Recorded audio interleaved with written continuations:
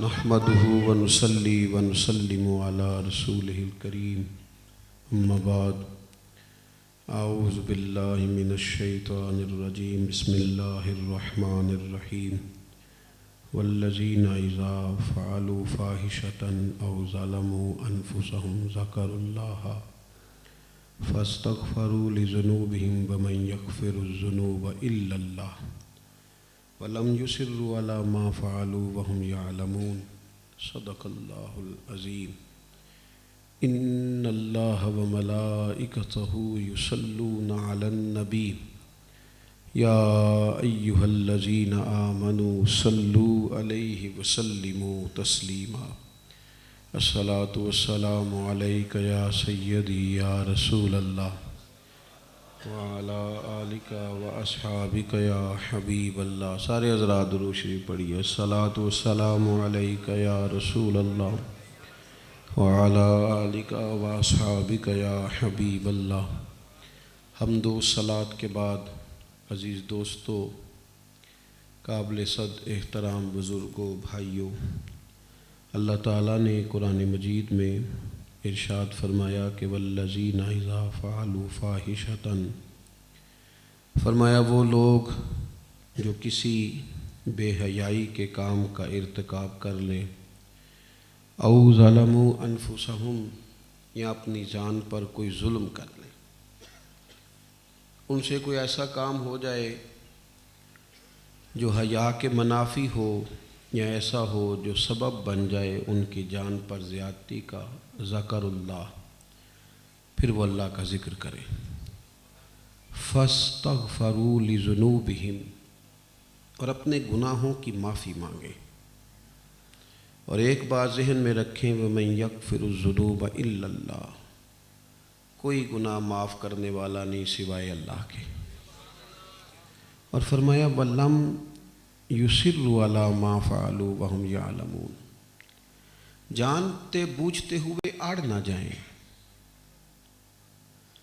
اپنی غلطیوں کا اصرار نہ کریں، اپنے گناہوں پر دلائل نہ دیں۔ اگر کبھی کوئی ایسا کام ہو جائے تو وہ اس طرح کریں کہ اللہ کا ذکر کریں اور رب سے استغفار کریں، باطل پر، غلطی پر اصرار نہ کریں۔ اہل اسلام کا یہ عقیدہ ہے کہ معصوم یا فرشتے ہیں یا اللہ کے انبیاء کرام علیہ السلام۔ باقی حضور علیہ السلام نے خود فرمایا کہ آدم کا ہر بیٹا خطا کار ہے، لیکن فرمایا بہترین خطا کار وہ ہے جو توبہ کر لیتا ہے۔ جب تک انسان ہے، اس سے غلطی کا، گناہ کا صدور ممکن رہتا ہے۔ خطائیں ہو جاتی ہیں، بڑے بڑے سمجھدار لوگ، بصیرت والے لوگ، وزادار لوگ اور علم و فضل والے لوگ بھی بعض اوقات خطا کرتے، لیکن جرم یہ ہے، زیادتی یہ ہے کہ لوگ اپنی غلطی کو غلطی ماننے کے لیے تیار نہیں ہوتے۔ اس وقت سوسائٹی کا سب سے بڑا مسئلہ یہ ہے کہ جو لوگ جرم کرتے ہیں، غلطی کرتے ہیں، وہ اپنی غلطی کا ادراک نہیں کرتے۔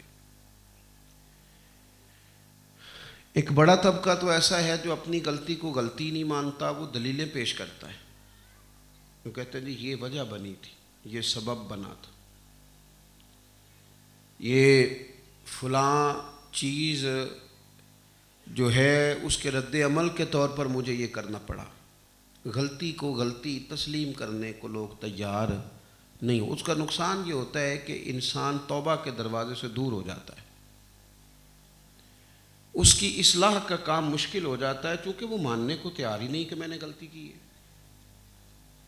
مریض تو اس وقت دوائی کھائے گا نا جب وہ اپنے آپ کو بیمار سمجھے گا، لیکن وہ تو کہتا ہے میں بیمار ہی نہیں ہوں۔ وہ کہتا ہے وہ تو بس جی ذرا مجھے کل ذرا سفر زیادہ کرنا پڑا تو تھک گیا، تو کل ذرا بد پرہیزی ہو گئی تو یہ ہو گیا۔ ایک تو ڈھیر سارا طبقہ ایسا ہے جو اپنی خطا کو خطا ماننے کو تیار نہیں۔ پھر ایک دوسرا مسئلہ ہے لوگوں کا، وہ یہ ہے کہ غلطی خود کرتے ہیں لیکن دوسروں پہ ڈالنا چاہتے ہیں۔ خطائیں اپنی ہیں لیکن وہ کہتے ہیں کہ یہ میری خطا ہی نہیں، یہ تو فلانے کی وجہ سے ایسا ہوا ہے۔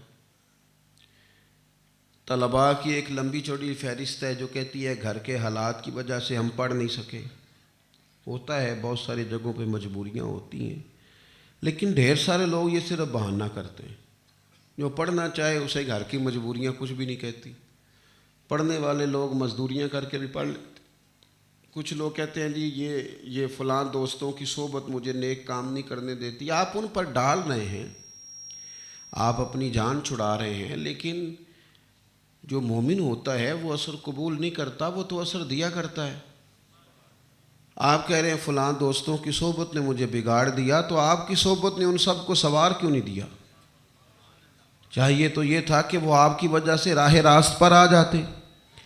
تو اپنی غلطی دوسروں پر ڈال کر بعض لوگ سمجھتے ہیں میں فارغ ہو گیا، اس طرح نہیں ہوتا، بلکہ صدر الافاضل حضرت سید نعیم الدین صاحب مراد آبادی رحمۃ اللہ علیہ نے تفسیر خزائن العرفان میں لکھا ہے قیامت کے دن روح اور جسم جھگڑا کریں گے۔ روح کہے گی یا اللہ میری تو غلطی کوئی نہیں، میرا تو وجود ہی کوئی نہیں، تو میں نے گناہ کیسے کرنا تھا؟ یہ تو کیا دھرا ہی سارا وجود کا ہے۔ تو جسم کہے گا مالک اگر میرے اندر سے روح نکل جائے تو میں کیسے گناہ کروں گا، میں تو بے جان ہوں۔ یہ دونوں جھگڑا کریں گے تو رب پھر مثال بیان کرے گا جو اس کی شان کے لائق ہے۔ وَتِلْكَ الْأَمْثَالُ نَضْرِبُهَا لِلنَّاسِ، اللہ مثال بیان کرے گا۔ روح اور جسم جھگڑا کر رہے ہیں، روح کہتی ہے میری غلطی کوئی نہیں، جسم کہتا ہے میری غلطی کوئی نہیں، ایک دوسرے پہ ڈال رہے ہیں۔ تو اللہ تعالیٰ مثال بیان کرے گا، رب فرمائے گا اچھا تم دونوں مجھے یہ بتاؤ کہ ایک جگہ سے نہ دو لوگ گزر رہے تھے، ایک اندھا تھا ایک اپاہج تھا، لنگڑا تھا۔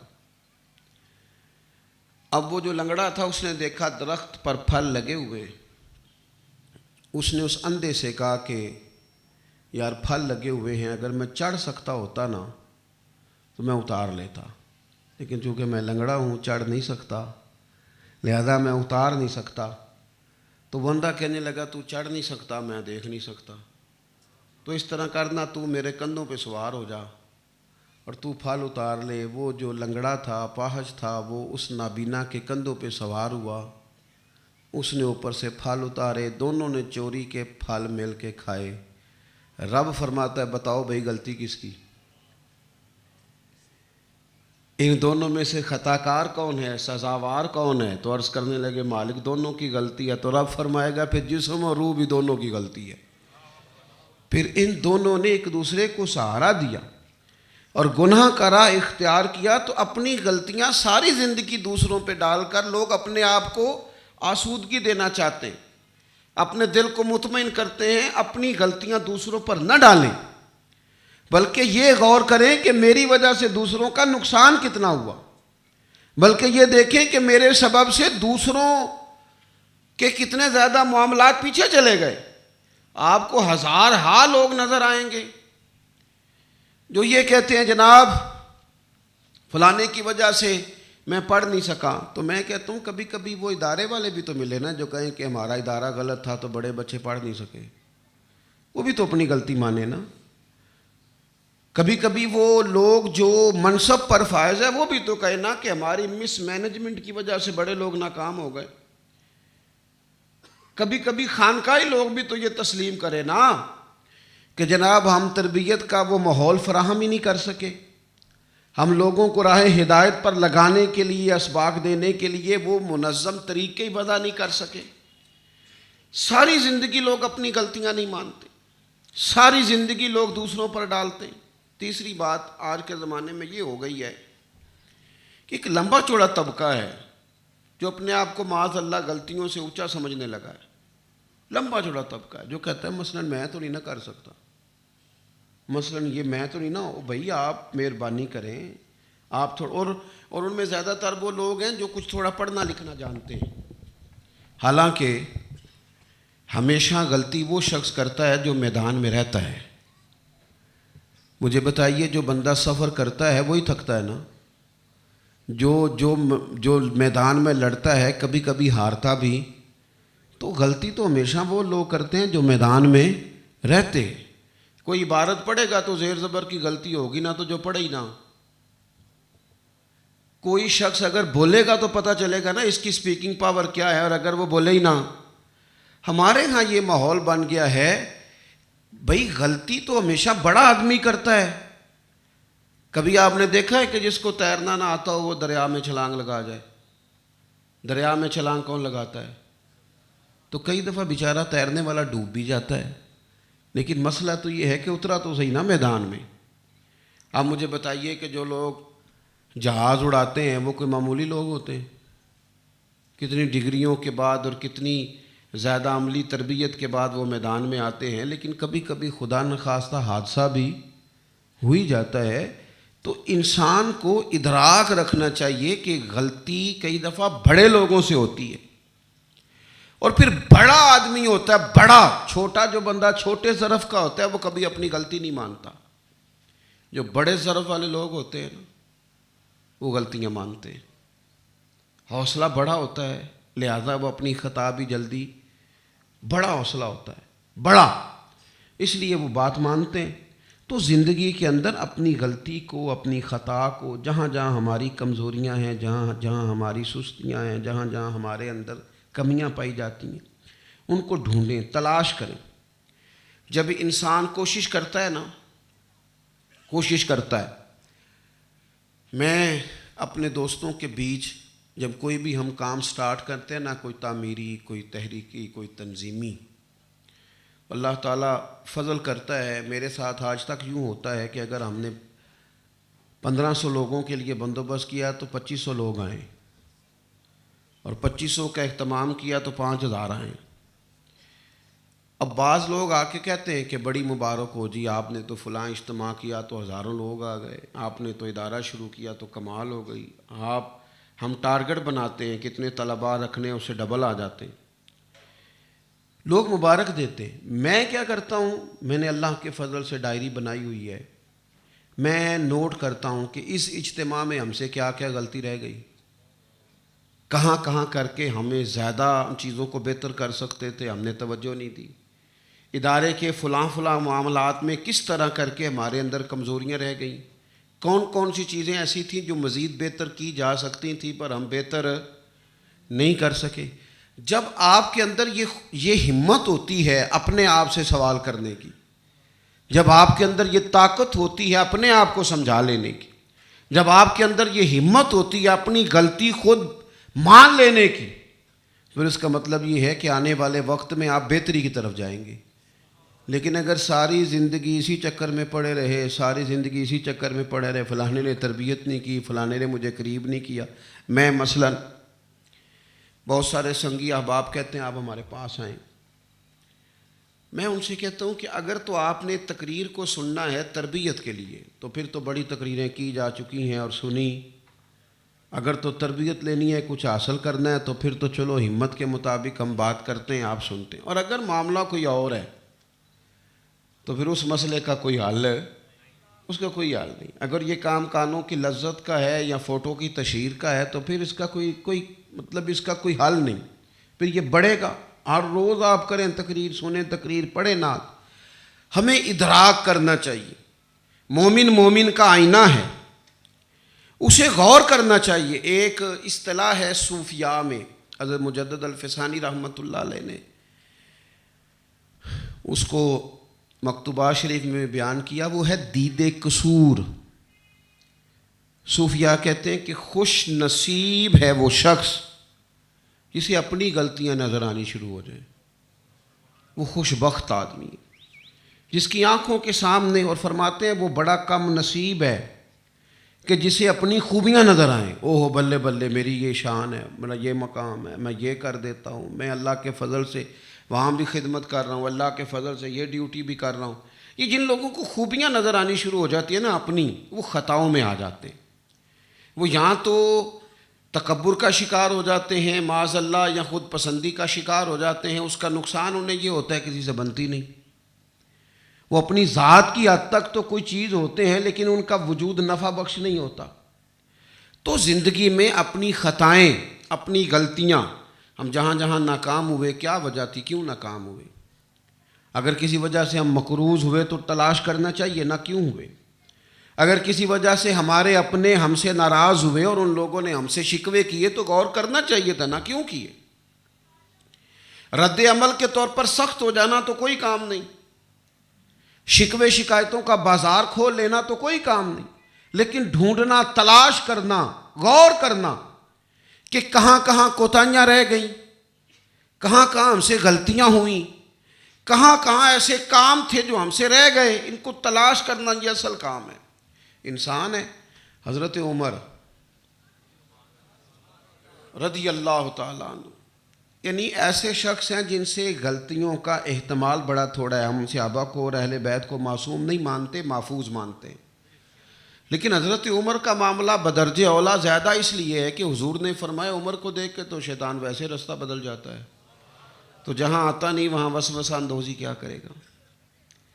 اتنے پائے کے آدمی حضرت عمر، لیکن جناب عمر نے ایک دن حد لگا دی کہ 400 یا 300 سے زیادہ کوئی شخص اپنی بیوی کو مہر نہ دے، اتنا حق مہر ہوگا۔ حضرت عمر باہر نکلے تو ایک خاتون کھڑی تھی، کہنے لگی جب رب کہتا ہے ڈھیروں دے دو اور واپس بھی نہ لو، تو عمر آپ کیوں پابندی لگاتے ہیں 350 400 کی؟ حضرت عمر واپس ممبر پہ آئے اور ممبر پہ آ کے پتہ کیا فرمایا؟ فرمانے لگے لوگوں، ایک عورت نے سچ کہا ہے اور ایک مرد نے غلطی کی ہے۔ فرمایا خاتون نے ٹھیک کہا ہے اور ایک مرد سے، اب مجھے کہہ لینا تھا نا، مرد ہی غلطی مانتے ہیں۔ اگر مرد ہو تو پھر اسے غلطی ماننا بھی نہیں۔ آپ کو کوئی نہیں سمجھ آئی میں کیا کہہ گیا ہوں؟ اگر تو اس میں دیکھیں نا، غلطی کون مانتا ہے؟ جی جو مرد ہو، جس کے اندر حوصلہ ہو اپنی خطا کا۔ اور اگر انسان میں حوصلہ ہی نہ ہو، طاقت ہی نہ ہو، غلطی ہو گئی، مان گیا، ہو گئی یار، کیا کرے، انسان ہے، ہو گئی غلطی۔ تو زندگی کے اندر انسان کو نا مضبوط اعصاب رکھنے چاہیے۔ اگر کبھی اس سے خطا ہو جائے تو پھر اسے اپنی خطا ماننا بھی آتی ہو، اسے تسلیم کرنا آتا ہو۔ ہمارے بڑے بڑے محدثین ہیں جنہوں نے اپنی رائے سے رجوع کیا، محققین ہیں جنہوں نے کہا جناب پہلے ہماری رائے یہ تھی، اب جب ہمیں دلائل دیے گئے، تصویر کا دوسرا رخ دکھایا گیا، کچھ چیزیں ہمارے سامنے کھولی گئیں، ہم نے اپنی رائے سے رجوع کر لیا، اب ہماری رائے دوسری ہو گئی۔ تو انسان خطا کر لیتا ہے اس سے، اور پھر کئی دفعہ ایسے ہوتا ہے کہ غلط فہمی بھی ہو جاتی ہے انسان کو، اور اگر اس کی غلط فہمی دور ہو جائے، اسے دلیل مل جائے تو پھر بھی اسے تسلیم کر لینا چاہیے۔ صحابی نے کہا ہے نا حضرت عمر سے، جناب فاروق اعظم رضی اللہ تعالیٰ عنہ نے کہا کہ جناب میں تمہیں یہ حکم دینے لگا ہوں، تو صحابی اٹھ کھڑے ہوئے، عرض کی کہ نہ آپ کا حکم مانیں گے نہ آپ کی فرما برداری کریں گے۔ حضرت عمر نے کہا وجہ کیا بنی؟ کہنے لگے وجہ بڑی سادہ سا ہے، مال غنیمت میں سب کو ایک ایک چادر ملی تھی، لیکن آپ کے اوپر ہم ڈبل چادر دیکھ رہے ہیں، آپ نے تامت بھی باندھ رکھا ہے اور اسی طرز کا کرتا بھی پہننا ہے۔ تو حضرت عمر کہنے لگے میرا بیٹا جواب دے گا۔ حضرت عبداللہ ابن عمر کھڑے ہوئے، عرض کی چونکہ ایک چادر مجھے بھی ملی تھی، میں نے اپنے ابا جی کو دے دی ہے، انہوں نے کرتا بھی بنا لیا ہے۔ اور اب وہی صحابی دوبارہ کھڑے ہوئے، ان کے ذہن میں ایک بات آ گئی تھی، شبہ پیدا ہو گیا، تو شبہ نکل گیا ہے۔ ہمارے ہاں لوگوں کا اختلاف دلیل تک نہیں ہوتا، ضد تک ہوتا ہے، ضد کرتے ہیں، دلیل نہیں لیتے۔ یہ لوگ ضدی نہیں تھے، اگر کہیں کوئی اختلاف ہے تو وہ دلیل کی حد تک ہے، دلیل مل گئی تو اختلاف، بھئی آپ نے یہ کام کیا، کہتے اس وجہ سے کیا، وجہ سمجھ میں آ گئی، ختم ہو گیا معاملہ۔ دلیل دی جناب کیوں 2 چادریں لیں؟ تو صاحبزادے نے کہا کہ یار ایک چادر مجھے بھی تو ملی تھی نا، میں نے اپنے والد کو دے دی۔ وہی صحابی دوبارہ اٹھ کے کھڑے ہوئے، عرض کی عمر اللہ آپ کو ہم سب کی طرف سے جزا دے، اب آپ حکم کریں، ہم آپ کا حکم سنیں گے بھی اور فرما برداری کریں گے بھی، چونکہ ہمارا جو اختلاف تھا وہ دلیل تک تھا، دلیل مل گئی، ہمارا اختلاف۔ یہاں لوگ پہلے کہتے ہیں حدیث دکھاؤ، آپ نے دکھا دی، کہتے ہیں اب سند بھی چیک کرنی ہے، یہ بات آپ نے پہلے کیوں نہیں کی؟ کریں۔ پھر اس کے بعد وہ کہتے ہیں کہ میں نے یہ دیکھنا ہے کہ اصول محدثین پر ہے کہ نہیں، پھر میں نے فلانا زاویہ لگانا ہے۔ بھئی آپ کا اختلاف ضد تک ہے، دلیل تک۔ جب مزاج ضد کا ہو تو پھر لوگ اپنی غلطیاں تسلیم، اپنی زندگی میں ہم نے نا اپنی خوبیوں کا چارٹر بنایا ہوتا ہے. ہمارے پاس لسٹیں ہوتی ہیں کہ میرے اندر کیا کیا کمال پایا جاتا ہے. آپ کسی بندے سے پوچھیں تو وہ شکریہ کے انداز میں کہانی سناتا ہے, کہتا ہے اللہ کا بڑا شکر ہے جی, خدا کی رحمت ہے جی, اتنے لوگوں کو کھانا کھلاتا ہوں, اللہ کا فضل ہے جی, کبھی کسی کو تکلیف نہیں دی, اللہ کا فضل ہے جی, کبھی فلاں کام نہیں, اللہ کا فضل ہے جی, فلانا مسئلہ بڑا. یہ لوگوں نے چارٹر بنایا ہے, اپنی خوبیوں کی لسٹیں تیار کر رکھی ہیں, کیا کیا خدمات سر انجام دی ہیں وہ ساری مکمل ان کے پاس باحوالہ پروف موجود ہیں. او بھئی کوئی تو ہو نا جو کہے زندگی میں یہ غلطی بھی ہو گئی, کوئی تو ہو نا جو کہے کہ زندگی میں یہ خطائیں بھی ہو گئی, جو کہے نا کہ یار اگرچہ خطاؤں کا اعلانیہ ذکر کرنا منع ہے لیکن اپنی ذات کی حد تک کبھی کہے نا, کوئی احساس پیدا کرے نا. اور جب بندہ یہ احساس پیدا کرتا ہے تو تھوڑا رہتا بھی اپنے آپ میں, پھر وہ ذرا ہوا نہیں پکڑتا, پھر وہ تھوڑا سا نا اس کے اندر وہ چیزیں نہیں پیدا ہوتی جو اسے خراب کرتی ہیں. اپنی زندگی میں اپنی حیثیت میں رہنے کا بہترین حال یہ ہے کہ انسان کبھی بھی اپنی ذات کے پندار میں قید نہ ہو, کبھی بھی نہ ہو. اسے اپنی غلطیوں کا, کمزوریوں کا, سستیوں کا ادراک رہے. میں آپ کو بڑی ذمہ داری سے آج مشورہ دیتا ہوں, آج میں ذرا مشکل سے بول رہا ہوں, میری طبیعت بھی کوئی ٹھیک نہیں ہے. آپ کو ایک بڑا مخلصانہ مشورہ دیتا ہوں, زندگی کا پتہ نہیں, اسے یاد رکھیے گا. کبھی بھی اپنی نیکی پر اترانے سے پہلے اپنے رب سے دل جمی کے ساتھ اپنی غلطیوں کی معافی ضرور مانگ لیں, اور پھر نہ اپنی نیکی کا سٹیٹس چیک کریں کہ میں نے چلو کی ہے پر یہ اس قابل ہے کہ اللہ رسول کی بارگاہ میں پیش کی جا سکے. اپنی خطاؤں کے معاملے میں نبی پاک علیہ السلام نے فرمایا میں دن میں 100 بار اپنے رب سے استغفار کرتا ہوں. یہ حضور فرما رہے ہیں, حضور. اپنی کمزوریوں پر جب تک ہماری نظر نہیں جاتی ہم قیمتی نہیں ہو سکتے. جب تک استغفار نصیب نہیں ہوتا, توبہ نصیب نہیں ہوتی, معافی نصیب نہیں ہوتی, ہمارا یہ مزاج ختم ہوتا جا رہا ہے. ہمارے بزرگوں کے یہ طریقے تھے کہ رات کو رو کے توبہ کر کے اپنی دن بھر کی خطاؤں کی معافی مانگ کے پھر سویا کرتے تھے. لیکن ہم تو جناب رات کو نیا سٹیٹس لگا کے سوتے ہیں, اور وہ بھی دوسروں کے لیے ہوتا ہے, ہمارے لیے نہیں ہوتا. اپنی کمزوریوں کا ادراک کیا جائے, اور پھر تھوڑا سا نا اپنی حیثیت کا جائزہ. وہ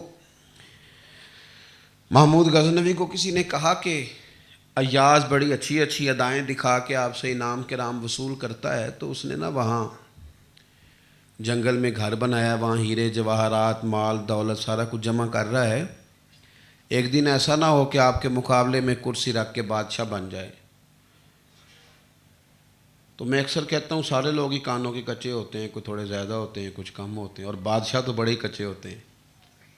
جو بڑے بڑے لوگ ہوتے ہیں نا, جو حجروں کے اندر رہتے ہیں, جو 3-4 مشیروں کے علاوہ کسی کی سنتے نہیں, ان کو کئی دفعہ تباہ بھی کر دیتے ہیں مشیر. تو جا کے کہا جناب, وہ تو کہنے لگا بادشاہ کوئی دلیل؟ کہنے لگا دلیل یہ ہے کہ کبھی عصر سے مغرب ملاقات ہوئی ہے آپ کی ایاز سے. کہا واقعی یار, عصر سے مغرب تو ساری زندگی گزر گئی, کبھی ملا ہی نہیں. اس نے کہا آج عصر کے بعد دیکھیے گا کہاں جاتا ہے. عصر کی نماز ہوئی تو محمود نے ایاز کا پیچھا شروع کیا. جنگل کے اندر گزر کر دیکھا کہ ایک کچا سا مکان ہے, اس کا دروازہ کھولا ایاز نے اور اندر گھس گیا. محمود چونکہ بڑے غصے سے پیدل آ رہا تھا, جیسے ہی ایاز نے اندر سے کنڈی لگائی تو زور زور سے محمود نے دروازہ بجایا. ایاز نے دروازہ کھولا تو محمود نے سلام بھی نہ لی بلکہ اسے دھکا دے کے اندر گھسا. دروازے کو اس نے دیکھا تو 2-3 کمرے کے اندر ٹوٹی پھوٹی چٹائیاں پڑی ہیں, ایک پرانا سا لباس ہے, ایک ٹوٹے پھوٹے سی ٹوپی ہے, ایک پرانا جوتا ہے, چند ایک چیزیں, اور کمرہ خالی. تو بڑے غصے میں محمود نے پوچھا یہاں کیوں آتے ہو ہر روز, کیا یہاں چھپا رکھا ہے؟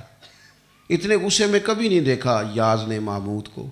کیوں آتے ہو, آخر وجہ کیا ہے؟ تو ایاز بڑا سمجھدار آدمی تھا, اس نے بڑی ٹھنڈے اور دھیمے لہجے میں کہا بادشاہ یہ جو دن آج آیا ہے نا, اس دن کے لیے میں یہاں روز آتا تھا. آج جو آپ کا لہجہ اور انداز ہے نا میرے ساتھ, اسی کے لیے تو یہاں روز آتا تھا۔ نے کہا چھ مانا دارت، کیا مطلب اس بات کا؟ اس نے کہا مطلب یہ ہے کہ آپ کو کیا لگا یہاں ہیرے جواہرات ہیں؟ یہ تو کچا گھر ہے۔ کہا پھر کیوں آتے ہو؟ جو لوگوں نے بتایا تھا وہ تو نہیں نکلا، پر تم روز غائب ہوتے ہو، وجہ تو بتاؤ۔ اس نے کہا بادشاہ یہ جو کپڑے پھٹے پرانے یہاں پڑے ہیں نا، ان کو روز دیکھتا ہوں، عصر کے بعد آ کے پہنتا ہوں، ٹوٹا جوتا، ٹوٹی ٹوپی، یہ ساری چیزیں ایک دفعہ تھامتا ہوں، کیونکہ جس دن میں پہلے دن آپ کے پاس آیا تھا میں نے یہ لباس پہنا تھا۔ آپ بادشاہ ہیں، ایسا نہ ہو کسی دن ناراض ہو کے نکال دیں۔ میں یہاں روز آ کے نا اپنی اوقات ایک دفعہ یاد کر لیتا ہوں، تاکہ اگر دوبارہ سے مجھے اس لباس میں آنا پڑے تو مجھے کوئی تکلیف۔ میں نا یہاں آ کے روز میں گلیاں دا روڑا کوڑا۔ یہ دیکھیں صوفی بولتے کیسے ہیں، کہتے ہیں میں گلیاں دا روڑا، گلی چ کھ بھی ہوندے نے لیکن وہ کئی دفعہ قیمتی ہوتے ہیں، روڑے کوڑے کو سمجھتا کوئی نہیں کچھ۔ سب سے نیچے والی انہوں نے اپنے ساتھ تشبیہ دی، عاجزی کا آخری درجہ۔ ایتے میں گلیاں دا روڑا کوڑا، ویکھو محل چڑھایا ہے سائیاں۔ اپنی حیثیت جب تک رہتی ہے اپنی غلطیوں کا ادراک رہتا ہے۔ ہمارے گھر ٹوٹ رہے ہیں، دوستیاں ٹوٹ رہی ہیں، ادارے ٹوٹ رہے ہیں، تنظیموں میں کمی آ رہی ہے، لیکن کوئی شخص بھی اپنی غلطی ماننے کو تیار۔ میں اور آپ اس ملک میں رہتے ہیں جس ملک میں جتنے بھی سیاسی لیڈر ہیں، ان کے کارکن جب رات ٹی وی پہ بیٹھتے ہیں تو ایک کی بات کرتے ہیں کہ ہمارا لیڈر غلطی کر سکتا، فرشتہ ہے وہ معاذ اللہ۔ اگر انسان ہے تو پھر کہو یہاں بھول گیا تھا، کہو یہاں غلطی ہو گئی تھی، کہو کہ یہاں اس سے خطا ہو گئی، یہ کام اسے نہیں کرنا چاہیے تھا۔ لیکن یہ جرت کہاں سے لائیں، یہ حوصلہ کہاں سے لائیں؟ اور ویسے بھی ان سب لیڈروں کو خوش آمدی لوگ پسند ہوتے ہیں، ہر وقت جھوٹی سچی دفاعی کرنا ہے۔ اس کام سے باہر آئیں۔ انسانوں سے غلطیاں ہوتی ہیں، اپنی غلطیوں کا احساس، قربان جائیں۔ محبوب کے بارے میں اگر کسی نے گمان بھی کیا نا، گمان بھی، تو گمراہ ہو جائے گا۔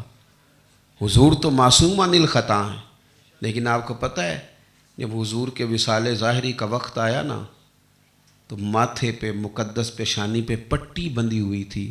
حضور نے منبر پر آ کر بیٹھ کر، اور جب بات کرتے تھے تو بظاہر ہاتھوں میں کمزوری تھی، محبوب نے فرمایا تو سنو بھائی، اگر میری وجہ سے کسی کو کوئی تکلیف پہنچی ہو تو بدلہ لے لے۔ یہ جرت سکھائی ہے حضور نے ہمیں، لیکن یہ کہاں سے جرت لائیں؟ یہ جرت کہاں سے لائیں؟ یہ حضور نے سکھائی ہے۔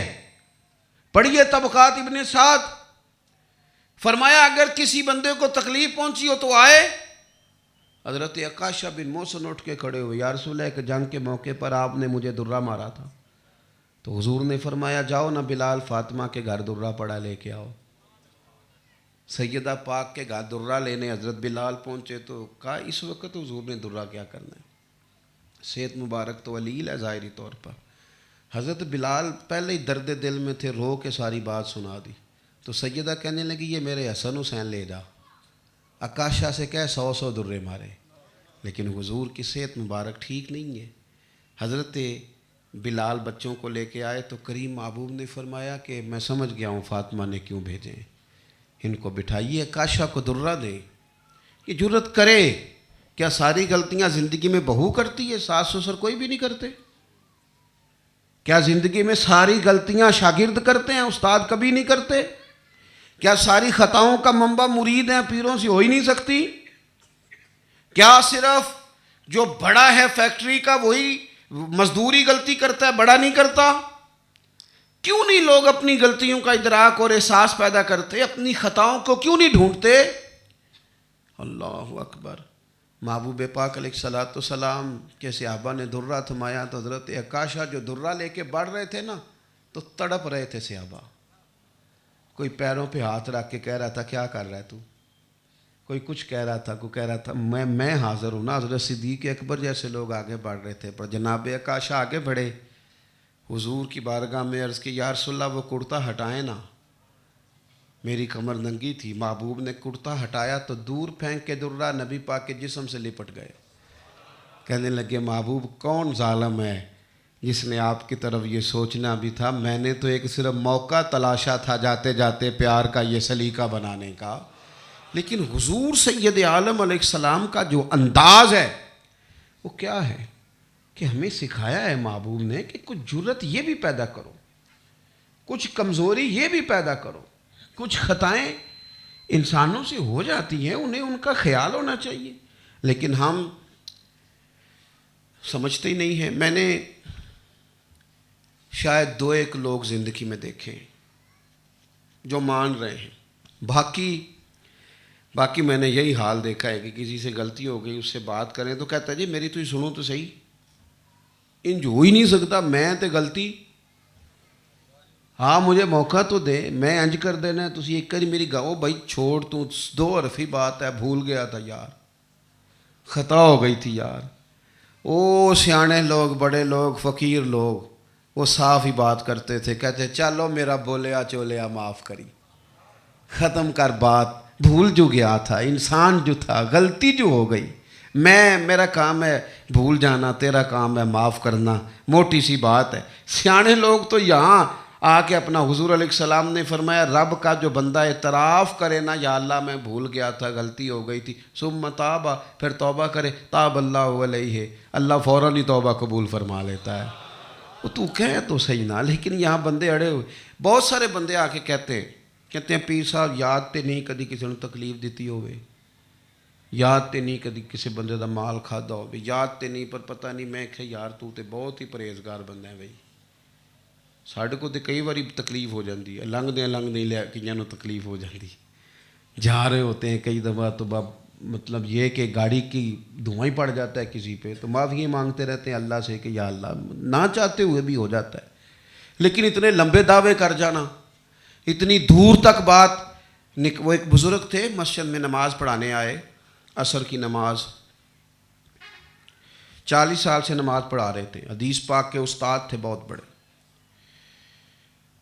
تو مصلی پہ کھڑے ہوتے ہی انہوں نے کہا یار میں نہیں نماز پڑھا سکتا، مجھے کچھ مسئلہ بن گیا، تم پڑھ لو۔ تو لوگ سیانے تھے، اہل عقیدت تھے، انہوں نے کہا نہیں آپ کے پیچھے پڑھنی ہے، ہم نے پڑھ لی نہیں۔ کہنے لگے میں ایک دفعہ گھر جاؤں گا، قریب ہی گھر تھا، 40 سال 50 سال ہو گئے حدیث پڑھاتے، بزرگ بندے، وہ گھر گئے، لوگ انتظار کرتے رہے، واپس آئے، نماز پڑھائی، لوگوں نے بعد میں پوچھا کہ حضرت دل کرتا ہے کہ آپ سے پوچھیں کیوں گھر گئے تھے؟ کہنے لگے میں بتا دوں گا، مسئلہ یہ ہے کہ میری بیوی 40 سال سے مجھے وضو کراتی ہے ہر نماز کا، پیتل کے لوٹے پرانے جنہوں نے دیکھے ہوئے، اس سے لوگ گھروں میں، تو وہ لوٹا ذرا وزنی ہوتا ہے، کہتے ہیں ابھی میں عصر کی نماز پڑھانے آ رہا تھا تو وضو کرا رہی تھی، تو اس کے ہاتھ سے لوٹا گر کے میرے ناخن پہ لگا ہے، میں نے اسے ڈانٹ دیا، میں نے کہا اتنے سال ہو گئے تجھے وضو نہیں کرانا آیا، ڈانٹا ہے، اور ڈانٹ پیٹ کے میں نماز پڑھانے آ گیا ہوں، تو مصلی پہ کھڑا ہوتے ہی مجھے خیال آیا ہے کہ اس بیچاری کی کوئی ڈیوٹی ہے تجھے وضو کرائے، نماز تیرے اوپر فرض ہے نا، ایک تو وہ تجھے وضو کرا رہی ہے اور دوسرا تجھے تکلیف دے رہا ہے، اور پھر تو امام بنا پھرتا ہے لوگوں کا، بڑا تیرا دعویٰ ہے کہ میں حدیث کا استاد ہوں، خیال نہیں آتا؟ کہتے میں نماز چھوڑ کے نا جماعت روک کے واپس گیا ہوں، اور جا کے میں نے اسے میرے اندر یہ جرت تھی، طاقت تھی، اس کی بہوؤں کے سامنے میں نے اسے کہا ہے کہ غلطی ہو گئی مجھے معاف کر دے۔ تو کہتے ہیں وہ رو پڑی ہے، وہ کہنے لگی میرے لیے سعادت ہے، میں ان پڑھ ہو کہ ایک شیخ الحدیث کی بیوی ہوں، میرے لیے اعزاز ہے۔ کہنے لگے نہیں تو مجھے معاف کر، میرے دل پر بوجھ ہے، میں نے اللہ کی بارگاہ میں کھڑا ہونا ہے، رب کیا فرمائے گا کہ تو لوگوں کے دل توڑ کے یہاں آ گیا ہے۔